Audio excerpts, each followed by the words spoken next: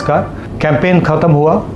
मैं देश की जनता को और कांग्रेस के सारे कार्यकर्ताओं को, इंडिया गठबंधन के कार्यकर्ताओं को, कांग्रेस पार्टी के जो बब्बर शेर हैं, आप सबको दिल से धन्यवाद करना चाहता हूं। इतना समर्थन दिया आप सब ने, देश की जनता ने, और हमारे कार्यकर्ता हर इंच के लिए लड़े। इलेक्शन संविधान को बचाने का है, हिंदुस्तान के संस्थाओं को, इंस्टीट्यूशंस को बचाने का है, और हमने नैरेटिव को कंट्रोल किया और एक नया विजन हिंदुस्तान के लिए हमने सामने रखा। गरीबों के लिए, किसानों के लिए, स्मॉल मीडियम बिजनेसेस के लिए, बेरोजगार युवाओं के लिए इंडिया गठबंधन की सरकार बन रही है।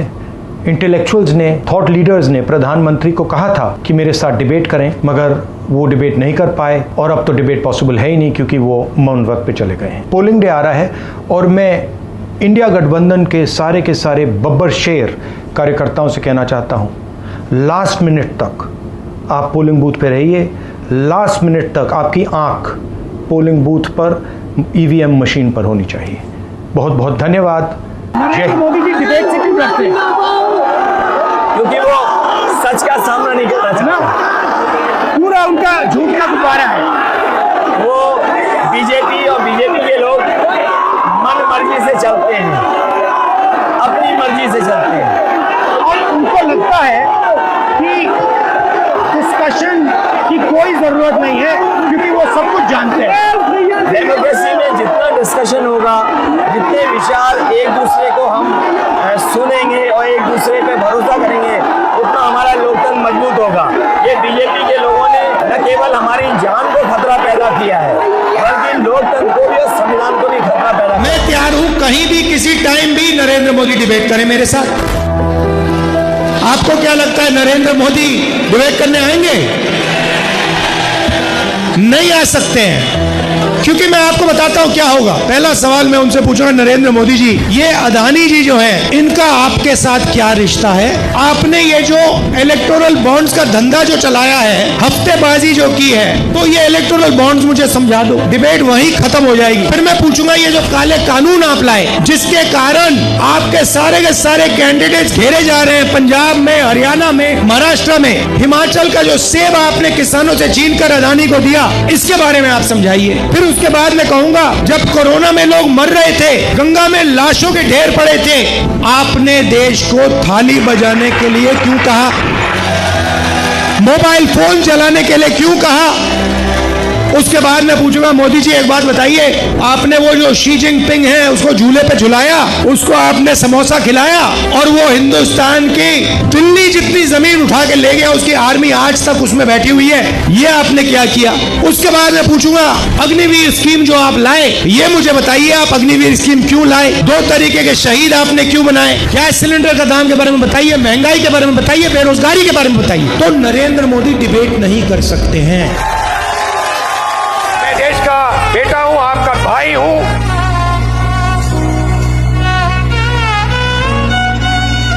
राजा मोदी जी हैं।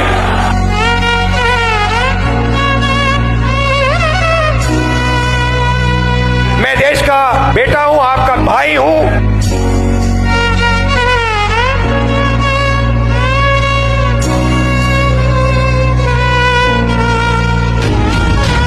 राजा मोदी जी हैं।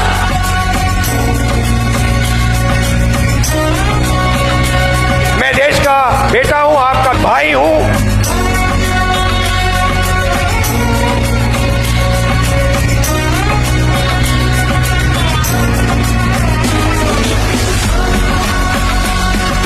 नमस्कार सर। नमस्कार, मैं हूं दीपक ढींगरा। सर, आज आप हमें क्या सिखाने वाले हैं? बहुत से लोग कमेंट्स में कहते हैं कि सर हम तो बहुत निकम्मे हैं, काम हमसे कुछ होता नहीं, हमारे लिए कुछ बताइए। तो इन लोगों के लिए खास लेकर आए हुए एक ऐसी पावरफुल मार्केटिंग टेक्निक जिसका नाम है कर्टेन टेक्निक है। और क्या? Curtain technique. सर, किसी केस स्टडी की मदद से समझाइए। हमारी पहली केस स्टडी है इंडियन रेलवेज। चुप चुप चुप चुप, इंडियन रेलवेज। इतनी सारी वीडियोस देखने को मिलती है जहां पे इतनी ज्यादा भीड़ दिखती है। कोई दरवाजे पर लटकने को मजबूर है, कोई टॉयलेट में सफर करने को मजबूर है। सीनियर सिटीजन का रेलवे कंसेशन छीन लिया। कितने सारे रेलवे एक्सीडेंट्स देखने को मिले, ट्रेन डिले चल रही है। इन सब फेलियर्स को आप छुपाएंगे पर्दा लगाकर, जैसे वंदे भारत ट्रेन। देश में टोटल पैसेंजर ट्रेन कितनी? 13,500। 13,500। और उनमें से ऑपरेशनल वंदे भारत ट्रेन कितनी? सिर्फ 51। 51। यानी टोटल ट्रेन का कुल 0.5%। लेकिन हर जगह वंदे भारत, वंदे भारत, वंदे भारत, वंदे भारत, वंदे भारत, वंदे भारत। ओ सर, थोड़ी बेहतर समझ के लिए एक और केस स्टडी से समझा सकते हैं?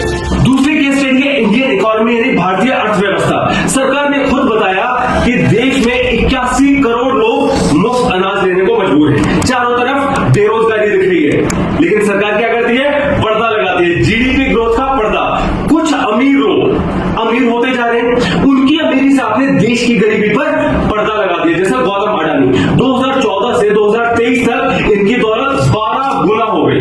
मुकेश अंबानी पिछले 10 साल में उनकी दौलत 18 बिलियन डॉलर से 116 बिलियन डॉलर पर पहुंच गई। तो इन कुछ अमीर लोगों की अमीरी से आपने देश की गरीबी को ढक दिया। इसे कहते हैं कट एंड टेक्निक। उम्मीद है कि आप टेक्निक समझ गए होंगे और अपनी लाइफ में भी अपने फेलियर्स को छुपाने के लिए